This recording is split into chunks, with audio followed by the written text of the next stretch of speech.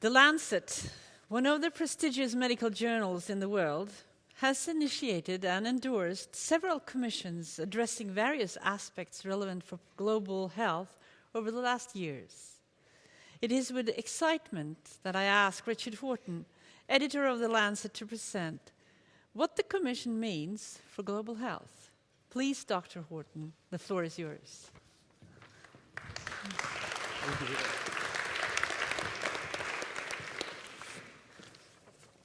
Well, today I am proud to be Norwegian, half Norwegian. And I want to I've got some thanks later, but start off by thanking Ole Petter for his tremendous leadership of this process. I learnt last night of the tears and the blood that had been shed in producing this report, and he's given 2 years of his life to this process. But a well-spent 2 years, as I saw from your bookshelf last night in your wonderful apartment. I woke this morning and listened to the news. A child diagnosed with polio in Afghanistan. A continuing crisis of political legitimacy in Thailand. And talks restarting, about the political process in Syria. There is no dimension in our lives where politics is absent from health. So what kind of world do we live in? Writing in Foreign Affairs in the first issue of 2014, Stuart Patrick from the Council of Foreign Relations in the United States said that we live in this world, a GX world. What did he mean by a GX world? A world where there are no fixed relationships between institutions anymore. In his words, simply temporary coalitions of strange bedfellows. These are his statements, not my statements. We live at a time when multilateralism is in decline. At a time when we live in also a G0 world. There is no single entity that can claim to have strong power over all aspects of our lives. Where we do see institutions that continue to exist representing certain interests in the world, such as G8 and G20. Where we have multiple power centers rather than uni or bipolar centers, where we live in, his phrase, an interesting phrase, minilateralism, where our ambitions are tiny, not bold at all. Where we see, interestingly, a rise of regionalism, regional institutions working together, often to challenge dominant institutions globally. Ad hoc coalitions, public-private arrangements, burden sharing between different actors in the world, which often becomes burden shifting. His conclusion is, this is fine, because the only thing we really need is good enough governance. And trying to do better than good enough governance is an unreasonable objective. So a question for us is good enough governance good enough? This commission says, no, it is not. Let me try and identify what I feel are some of the particularly important recommendations of this commission.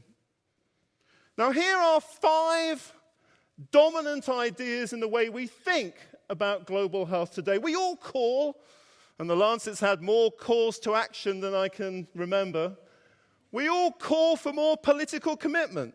Good. We all demand economic growth. We're addicted to economic growth to create the fiscal space to spend more money. We speak about health and human rights. We talk about the value of advocacy to change the institutions around us. And we live in regulatory states now.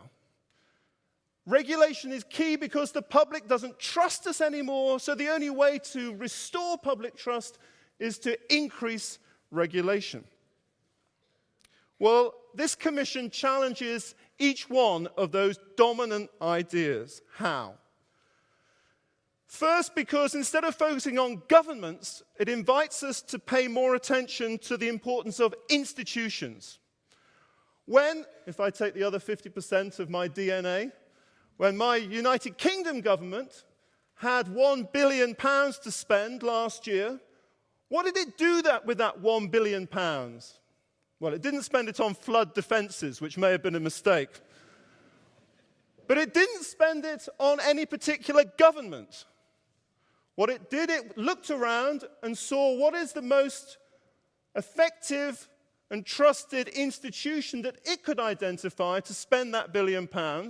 And the one that it identified, and nothing against Gavi, because Gavi was doing extremely well with its funding, it chose the Global Fund. The importance of institutions that are effective, that are trusted, that have confidence of global actors is something we pay too little attention to. This commission invites us to pay more attention to the institutions in our society. Yes, it's great to have more money, and we want more money to spend, but this commission argues that put fiscal space to one side for a moment and think much more about creating policy or political space so that we can improve on that democratic deficit that Olli-Pekka rightly identified.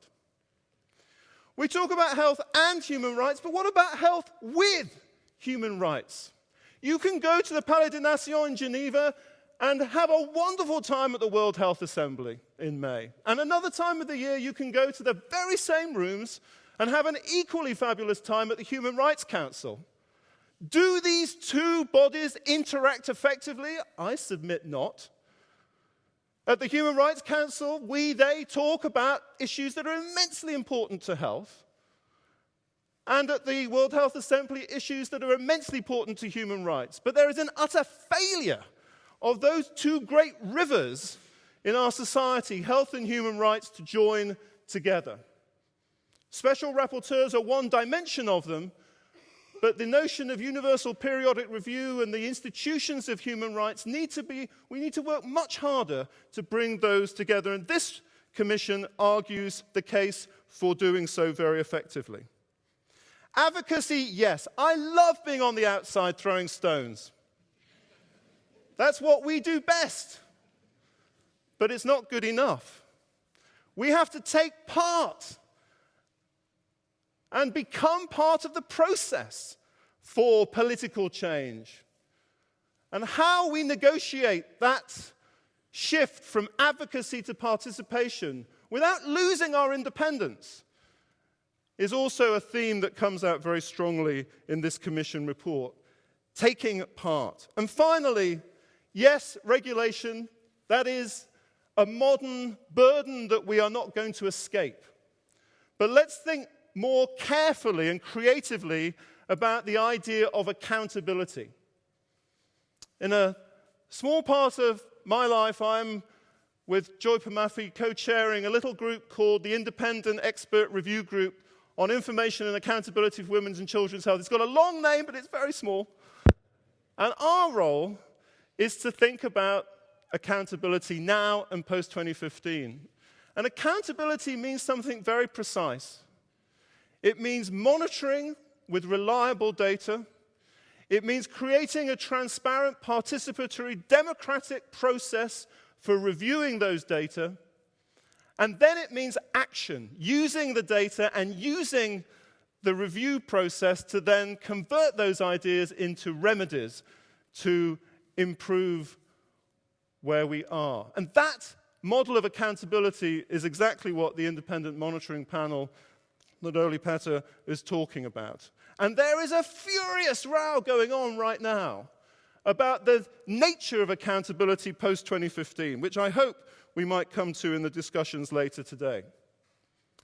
Now, where does all of this fit then in the global context? Another commission that we published in December tried to address part of this by thinking about what is the future of health over the next generation. It comes back to the words of Bill Gates. And the idea in this commission that was chaired by Larry Summers and where the technical work was done by Dean Jameson was this once-in-a-generation opportunity to end preventable mortality. What they called a grand convergence, a convergence towards 2035 where we can really see reductions in deaths from infectious diseases, maternal and child mortality, and valuing life much more seriously than we do at the moment. When you think about income, economically, we have this measure called GDP, but when you add in what this commission called full income, the value that we place on human life, then actually our health is a much more important idea to us than we often acknowledge. And economists have been way behind the curve in measuring health as an important notion that we value deeply. And when you do value it, we pay more attention to it. So thinking about where health goes over the next generation, very, very important. And this commission has much to say about the key issues that have to be addressed if we're going to achieve that grand convergence. But it's not only about health. In 2015, we will come together to identify what the Sustainable Development Goals are going to be after 2015. That process has started. The Open Working Group is now continuing its work to submit a report in September to the Secretary General. The Secretary General from September to December will then write his synthesis report that will be presented to the world at the beginning of next year. And all of us are running around trying to work out how we insert our ideas into that political process. But there is another process going on, and that's also happening in 2015, but not in New York at the General Assembly. It's happening in Paris in December 2015, the Conference of the Parties, looking at a new international framework around climate change.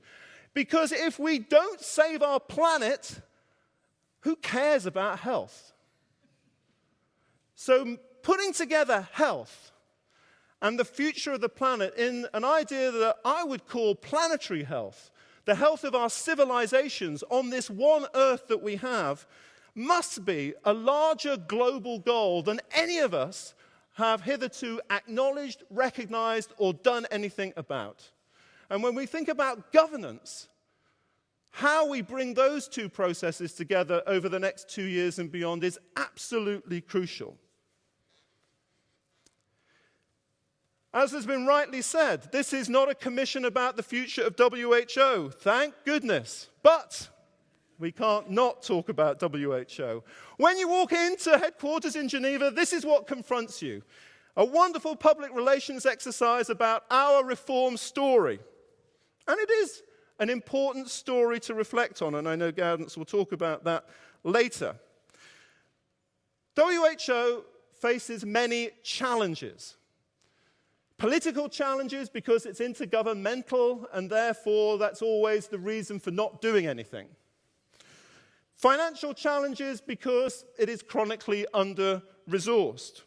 Technical challenges because at the time of Dr. Brundtland, it could truly say that it was a technical authority in the world.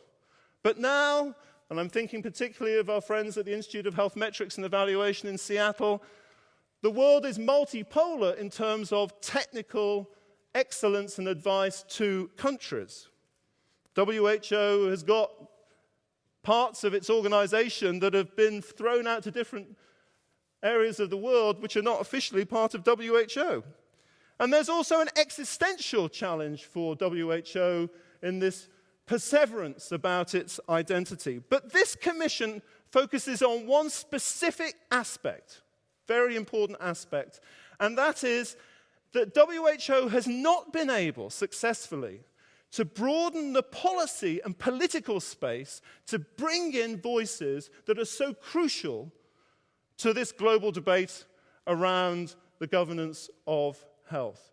That has been a gap in the way WHO works, and although there have been many attempts to broaden that policy space in WHO, and we might hear about some of those later, frankly, they have not, and this is the Commission's conclusion, frankly, they have not been as successful as they should have been. And finally, let me come to you who made this commission possible. I've thanked Olli Petter, and I want to thank the commissioners and authors. And it's terrible to mention particular people, but I'm going to. I want to thank Jashodhra for her fantastic co-leadership with Olli Petter on this. Thank you so much. I know that the meeting in India that took place was a pivotal moment in changing the direction of the Commission's report. I want to thank Harold Siem, because it was actually Harold who challenged me, not the other way around, to do a commission at the Lancet on an issue around governance. So thank you, Harold, for doing that, however many years ago that was, 2010, I think. Thank you to Espen Bjertnæs and to John Arne Rottingham for making sure that we got the wheels of this idea in motion, first of all. I can remember sitting in Olli Petter's office, not very difficult to persuade him, but persuading him nevertheless that this was a great thing for him to do, and I know he thinks it was. Inga Schiel, who was absolutely crucial as well for making sure that this report is actually in your hands today. And also Uni Gopinathan for his work as the leader of the Youth Commission. We had wonderful funders from NORAD, from the Ministry of Foreign Affairs, thank you, from the Ministry of Education and Research, thank you, from the University of Oslo and Harvard's Global Health Initiative. But I want you to focus on what is the purpose of this thing we call a university. It is a core social institution of our society. But what is it there to do? I had a fantastic meeting this morning up at the beautiful Department of Informatics at the university, learning about its work in supporting countries building health information systems. This is not normally what universities do. They don't go out and build capacity in countries. But the University of Oslo, along with colleagues around Norway, is doing that. And this vision of a university having a social objective, being responsible for social accountability, is absolutely critically important and a message that needs to be broadcast to the world. I want to end by not quoting from the Commission, in fact, not quoting from anybody in global health, but quoting from a great leader, Jim Morrison, the former lead singer of The Doors. And this is what Jim Morrison said, and I think it's the phrase that sums up this commission. When you make peace with authority, you become authority. This commission will never make peace with authority. Thank you, and everybody.